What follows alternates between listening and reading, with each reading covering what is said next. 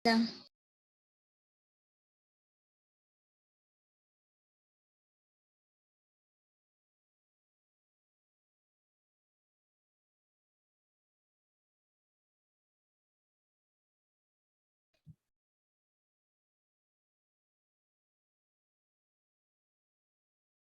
Assalamualaikum warahmatullahi wabarakatuh. Di sini saya kelompok 4 yang beranggotakan Febian Winanda Reza dengan NIM 200210606005, Feti Fatmala dengan NIM 200210610606, Afrida Kiraisya dengan NIM 2002106011 ingin mempresentasikan tentang pajak penghasilan.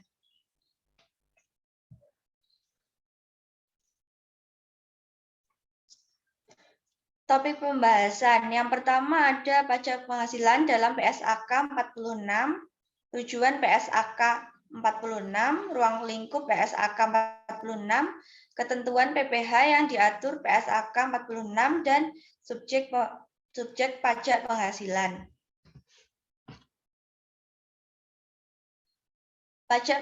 Pajak penghasilan dalam PSAK 46.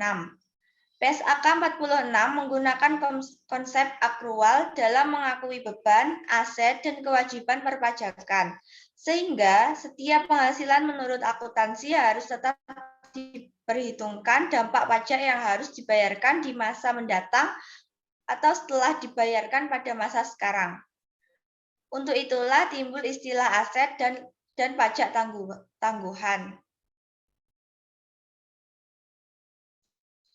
PSAK 46 mengatur tentang perlakuan akuntansi pajak penghasilan dengan penerbitan pernyataan tersebut pada intinya adalah sebagai berikut. 1.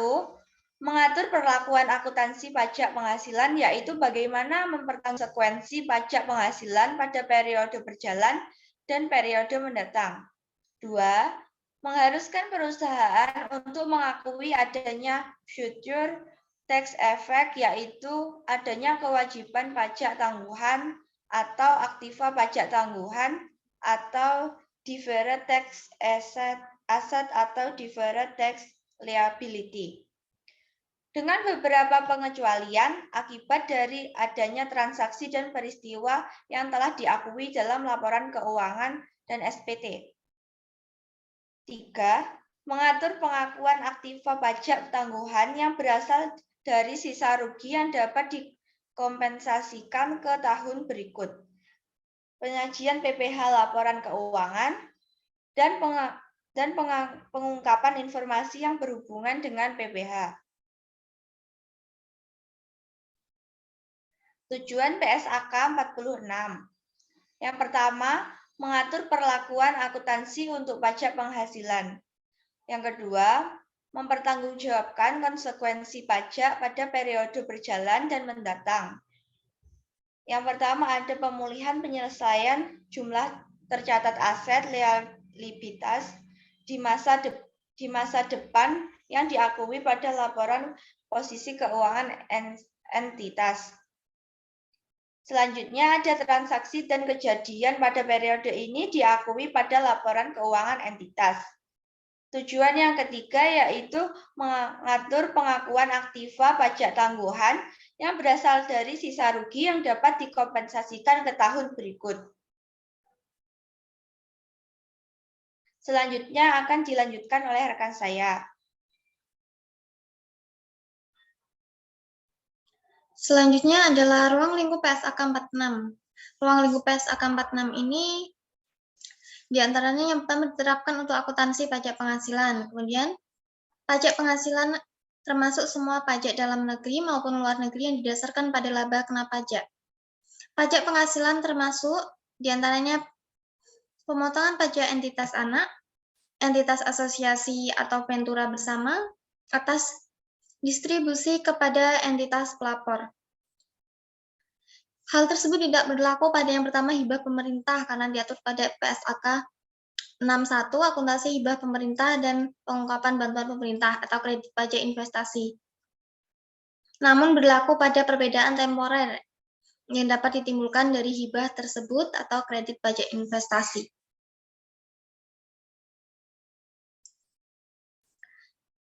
Berikutnya adalah pengakuan aset pajak tangguhan dan liabilitas pajak tangguhan. Yang pertama, perbedaan temporer kena pajak. Seluruh perbedaan temporer kena pajak diakui sebagai liabilitas pajak tangguhan, kecuali perbedaan temporer kena pajak yang timbul dari yang pertama ada pengakuan awal goodwill atau pengakuan awal aset liabilitas dari transaksi. Yang pertama, bukan kombinasi bisnis. Kedua, saat transaksi tidak mempengaruhi laba akuntansi atau laba kena pajak, terugi ke pajak. Selanjutnya, yang ketiga adalah saat transaksi tidak menimbulkan perbedaan temporer kena pajak dan perbedaan temporer dapat dikurangi dalam jumlah yang sama.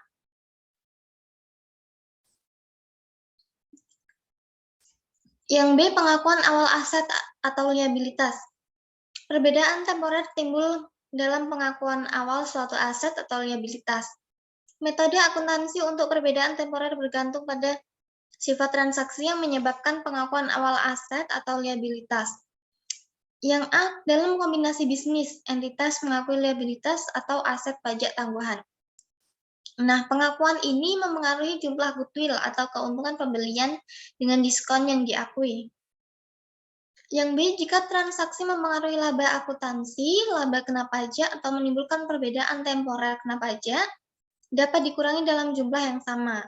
Maka entitas akan mengakui aset atau liabilitas pajak tangguhan dan mengakui beban atau pajak tangguhan dalam laba rugi. Selanjutnya, jika transaksi bukan kombinasi bisnis, tidak mempengaruhi laba akuntansi atau laba kena pajak, dan tidak menimbulkan perbedaan temporer kena pajak, dan perbedaan temporer dapat dikurangi dalam jumlah yang sama, maka entitas akan mengakui timbulnya aset atau liabilitas pajak tangguhan dengan menyesuaikan jumlah tercatat aset atau liabilitas dalam jumlah yang sama. Penyesuaian tersebut akan membuat laporan keuangan kurang transparan. Yang berikutnya ada ketentuan PPh yang diatur dalam PSAK 46. PSAK 46 ini mengatur pelakuan akuntansi untuk pajak penghasilan tentang bagaimana konsekuensi pajak kini dan masa depan untuk hal-hal berikut. Yang pertama, pemulihan atau penyesuaian masa depan jumlah tercatat aset atau liabilitas yang diakui dalam laporan posisi keuangan perusahaan atau entitas. Yang kedua, ada transaksi dan peristiwa lain pada periode berjalan yang diakui dalam laporan keuangan entitas. Pernyataan standar akuntansi keuangan ini mensyaratkan entitas untuk menyamakan cara menghitung konsekuensi pajak atas transaksi dan peristiwa lain dengan cara menghitung transaksi dan peristiwa lain tersebut. Jadi untuk transaksi atau peristiwa lain yang diakui dalam laba rugi, dampak pajak dari transaksi dan peristiwa tersebut juga diakui dalam laba rugi. Selanjutnya adalah segala dampak pajak yang timbul pada transaksi dan peristiwa lain yang diakui di luar laba rugi akan diakui di luar laba rugi juga.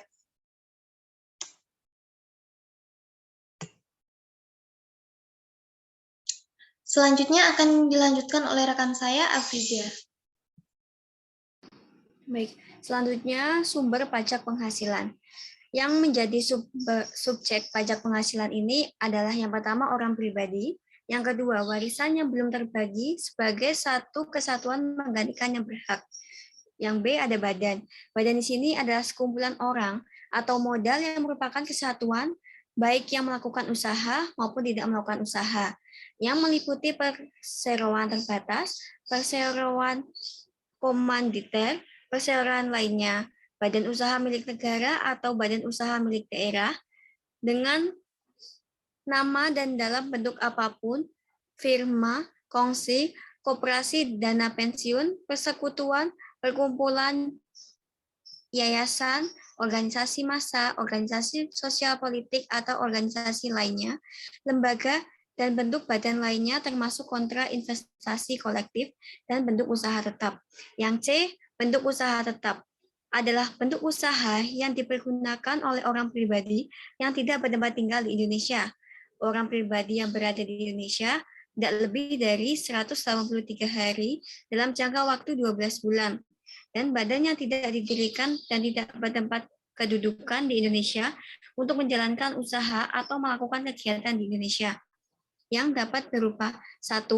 Tempat kedudukan manajemen, 2. Cabang perusahaan, 3. Kantor perwakilan. Next.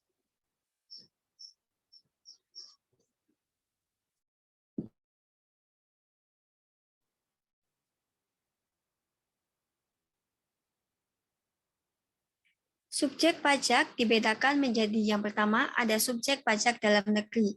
Yang A, orang pribadi yang bertempat tinggal di Indonesia, orang pribadi yang berada di Indonesia lebih dari 183 hari dalam jangka waktu 112 bulan atau orang pribadi dalam 8 pajak penghasilan suatu tahun pajak berada di Indonesia dan mempunyai niat untuk bertempat tinggal di Indonesia.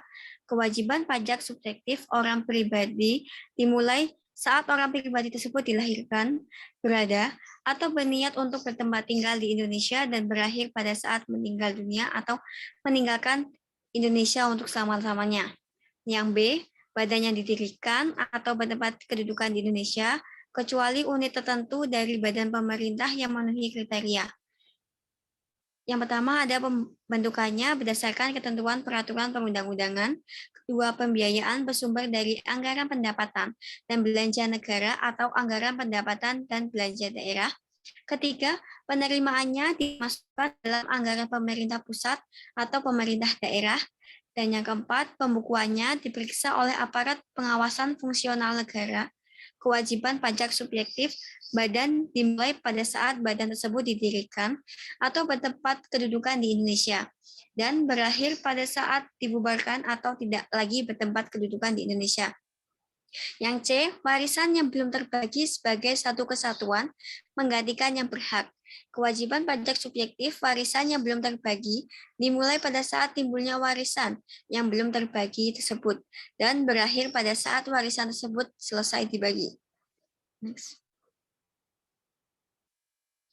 Yang kedua ada subjek pajak luar negeri. Yang pertama ada orang pribadi yang tidak bertempat tinggal di Indonesia. Orang pribadi yang berada di Indonesia tidak lebih dari 183 hari dalam jangka waktu 12 bulan dan badannya tidak didirikan dan tidak bertempat kedudukan di Indonesia yang menjalankan usaha atau melakukan kegiatan melalui bentuk usaha tetap di Indonesia. Kewajiban pajak subjektif orang pribadi atau badan dimulai pada saat orang pribadi atau badan tersebut menjalankan usaha atau melakukan kegiatan dan berakhir pada saat tidak lagi menjalankan usaha atau melakukan kegiatan melalui bentuk usaha tetap. Yang B, ada orang pribadi yang tidak bertempat tinggal di Indonesia. Orang pribadi berada di Indonesia tidak lebih dari 183 hari dalam jangka waktu 12 bulan. Dan badannya tidak didirikan dan tidak bertempat kedudukan di Indonesia yang dapat menerima atau memperoleh penghasilan dari Indonesia tidak dari menjalankan usaha atau melakukan kegiatan melalui bentuk usaha tetap di Indonesia. Kewajiban pajak subjektif orang pribadi atau badan dimulai saat orang pribadi atau badan tersebut menerima atau memperoleh penghasilan dari Indonesia dan berakhir pada saat tidak lagi menerima atau memperoleh penghasilan tersebut.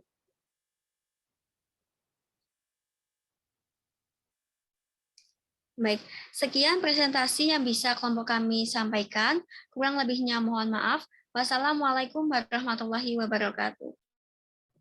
Waalaikumsalam warahmatullahi wabarakatuh.